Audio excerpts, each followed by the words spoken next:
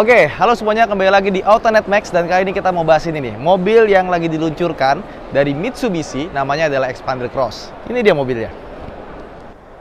Oke, jadi sekarang Xpander Cross terbaru harganya naik 9 jutaan dari 326 juta, yang paling tinggi sekarang jadi 335 juta rupiah. Dan desain depan, samping, belakangnya ada perubahan sedikit, tapi yang depannya banyak. Dibandingkan dengan yang model lama, sekarang dia mengambil elemen-elemen dari yang model Xpander tanpa embel-embel cross yang facelift. Contoh, misalkan ini DRL-nya sekarang sama kayak Xpander yang facelift. Lampu depannya juga sekarang sama, cuma ini lebih baik. Kenapa? Karena menurut gua Xpander yang facelift itu terlalu banyak chrome-nya. Yang ini chrome-nya hilang di bagian sini. Jadi lampunya di smoke ya, bukan di smoke sih, dalamnya dihitemin. Nah, untuk proyektor-proyektornya ini baru dibikin ada list-list chrome-nya, ada 3 biji. Nah, terus di bawahnya ini ada fog lamp yang bentuknya proyektor juga. Jadi sekarang kurang lebih sama kayak Xpander yang baru, cuma fog lampnya dia beda. Nah, terus juga kita lihat nih, sekarang bagian grillnya ini juga berubah. Jadi sekarang grillnya itu udah nggak ngikutin lagi si dynamic shieldnya lagi. Entah kenapa padu padannya udah bagus, cuma di bagian ininya harusnya dibikin searah sih. Kalau dibikin gini jadinya nggak senada. Nah, kalau dibandingin sama yang lama, tuh ada fotonya di situ tuh, yang lama. Kemudian ke bagian bawah ya, sekarang bumpernya tuh jadi lebih maju ya, lebih monyong sedikit. Sama ini ornamennya juga rame ya di sini ya. Di bawahnya ada lubang-lubang seperti ini, dan di sini warnanya silver. Di sini ada garis warna body, dan di sini nih ada kamera.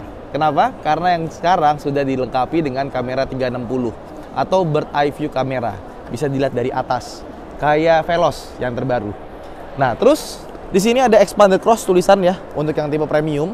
Terus ke samping spionnya dia itu punya kamera tapi di batang sininya, bukan di bagian spionnya sini. Nah, kenapa menurut gue lebih baik ditaruh di batangnya sini? Kalau dia ditaruh di sini, ketika dilipat, dia kan bawahnya nggak ngelipet ya.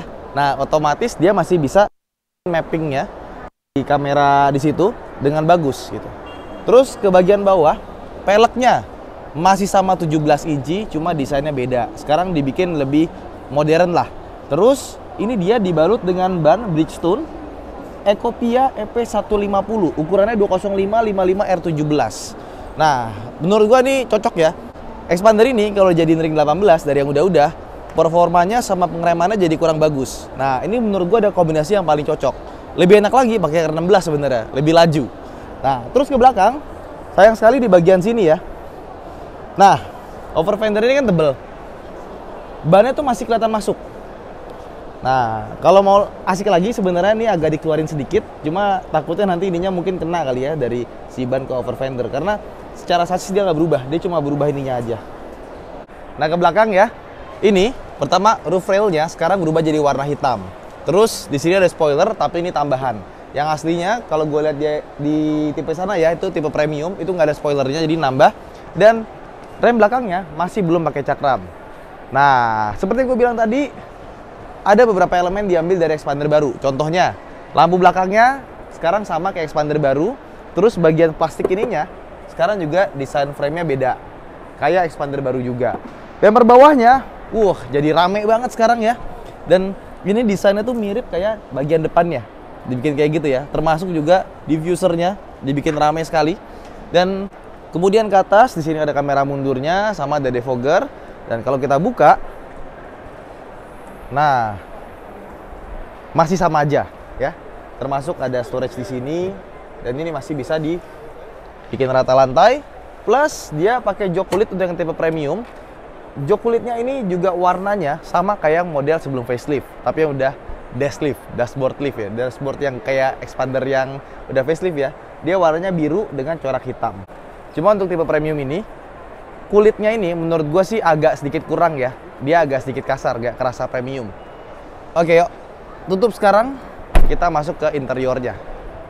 Nah, sekarang kita masuk ke dalam interiornya. Nah, ini dia. Kalau misalkan kalian punya Xpander, pasti deh, kalau pengen dalamnya kelihatan keren, itu kalian harus keluar modal sekitar ya 8-9 juta ya, tergantung harga dolar dan lain-lainnya. Karena biasanya orang-orang tuh ganti setirnya dengan setirnya Pajero Sport. Karena lebih keren dan lebih pas menurut gue dibandingkan pakai setirnya expander yang biasa. Dan alhamdulillah ya, sekarang kita nggak perlu modif lagi karena udah termasuk di dalamnya. Bahkan nggak cuma setirnya doang, speedometernya pun dia pakai speedometernya Pajero Sport. Nah, cuman ada sedikit minusnya menurut gua. Pajero Sport yang baru dibanding yang lama, setirnya tuh dia agak terlalu tebel, kurang kurus ya. Kalau misalkan kalian suka bawa mobil-mobil Eropa gitu ya, kecuali BMW, gua seneng sama mobil yang setirnya tipis tapi dipegangnya tuh kayak pakai napa leather. Nah, sedangkan nih setirnya sama kayak Pajero Sport biasa, artinya kulitnya rasanya kayak kulit-kulitnya Pajero lah, bukan kulit yang premium. Tapi it's okay dibandingkan dengan yang lama, ini huge improvement buat gua. Dan speedometernya pun juga sama, ditambah animasinya kalau kita upgrade sendiri gitu, misalkan kita ke Autonet Part mau upgrade, itu nanti animasinya tuh masih gambarnya Pajero. Sekarang animasinya udah gambarnya expander. Ini sayangnya nggak ada kuncinya ya. Kalau ada kunci bisa kelihatan tuh. Wah, itu gambarnya udah pakai gambarnya expander. Dan tombol-tombolnya pun juga berbeda. Yang di sini ini buat ngatur MID-nya ya, ngatur speedometer, mau ganti-ganti model bisa di sini. Nah, yang ini jadi volume, dan untuk next song ada di sini sama previousnya. Nah, di sini ada gambar lagu. Kayaknya buat modenya mau ganti dari FM ke Bluetooth atau semacamnya. Sebelah kanan ada cruise control tapi dia belum adaptif, dan mungkin untuk teritori harga 330 jutaan dibandingkan dengan BRV sama Veloz gitu ya, Mitsubishi Expander Cross ini satu-satunya yang tidak dilengkapi dengan sensing-sensingan. Kayak misalkan kalau Honda ada Smart Sense, Honda Sensing, sorry. Kalau Smart Sense itu Hyundai, bukan Honda, sama-sama H sih. Terus kalau Toyota ada namanya Safety Sense. Mitsubishi sayangnya belum dikasih di unit yang ini. Mungkin nanti kalau new model dikasih kali ya. Terus ubahan berikutnya, sekarang dia sudah dilengkapi dengan wireless charging di bagian sini. Jadi di bagian bawahnya sini, ini kita bisa naruh HP. Bentar. Kalau Samsung Galaxy S22 Ultra dia nggak muat ya, nggak bisa sampai dalam. Tapi nggak tahu bisa ngecas apa nggak. Kalau begini, ya agak sedikit keluar. Kita masih coba nih. Kalau cuma segini bisa ngecas nggak? Apa masih masuk dalam banget? Kalau bisa masuk dalam banget, ini kayaknya S22 Ultra nggak muat nih. Sama di sini dikasih rubber finish, biar kalau kita naruh HP dia nggak berisik ya, nggak bunyi-bunyi. Nah, di sini di atasnya ada tempat buat naruh barang juga. Kemudian AC-nya sendiri dia belum ada auto climate-nya, tapi dia ada buat pengaturan ke kaki atau ke depan aja. Terus dia head unitnya masih sama ya. Dia modelnya floating beneran di sini, tapi floatingnya dikit sekali, dan ini layarnya lebih gede dibandingkan dengan expander biasa, lebih gede 1 inci.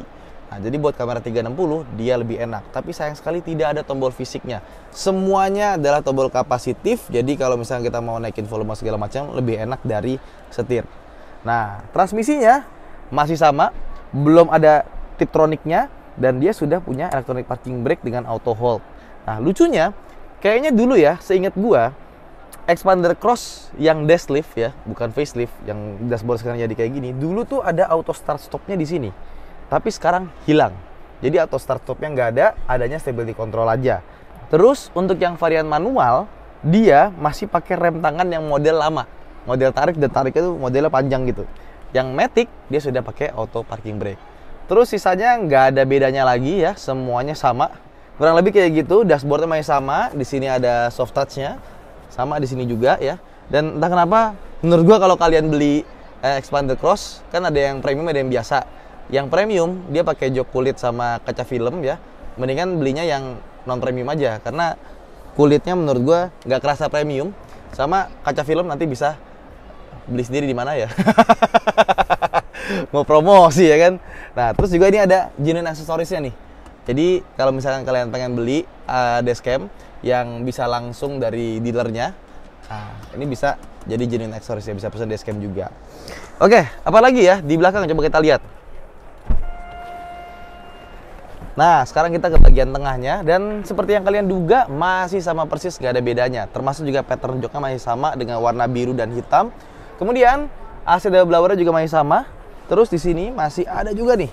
Nah, ini armrest dengan cup holder, dan yang paling gue suka di bagian tengah sini ada di USB-nya. Nah, karena di sini dia bisa ngecas nggak cuma yang USB yang biasa doang, tapi juga ada USB-C. Jadi enak tuh. Kalau misalkan HP-HP yang sekarang kayak Samsung yang gue pakai itu kan dia kabel bawaannya tuh C2C. Nah ini bisa langsung dicolok ke sini. Oke, sekarang kita keluar. Di Xpander Cross ini juga ada fitur yang dipangkas dari generasi sebelumnya, yaitu fitur idling stop yang bisa membuat mesin mati ketika kita berhenti di lampu merah atau saat macet. Nah, karena fitur ini hilang, maka aki yang digunakan kembali mengecil seperti model Xpander sebelum facelift. Namun, di Xpander Cross ini juga bertambah fitur baru, yaitu AYC atau Active Yaw Control. Biasanya fitur ini dari penggerak AWD seperti Evolution. Namun, untuk FWD, fungsinya kurang lebih seperti torque vectoringnya Mazda, yang akan mengaktifkan rem ketika mobil berbelok ke salah satu roda. Namun untuk mobil FWD seperti Xpander Cross ini, fungsinya kurang lebih seperti torque vectoring. Mungkin itu aja video kita dari Autonet Max ya. Nah, kalau menurut pendapat kita gimana sih soal si Xpander Cross terbaru ini dibandingkan dengan model yang lama? Menurut gua kenaikan harganya itu sebanding dengan apa yang kita dapetin. Kita dapetin kamera 360, kita dapetin speedometer, terus kita dapat setir Pajero, terus kita juga dapat wireless charging dengan harga yang naiknya hampir 10 juta menurut gua worth it. Tapi kalau dibandingkan dengan Xpander facelift yang non pakai cross, perbedaan harga 28 juta itu terasa lumayan. Ya, tapi kembali lagi bagaimana dengan pendapat kalian? Sampaikan di kolom komentar.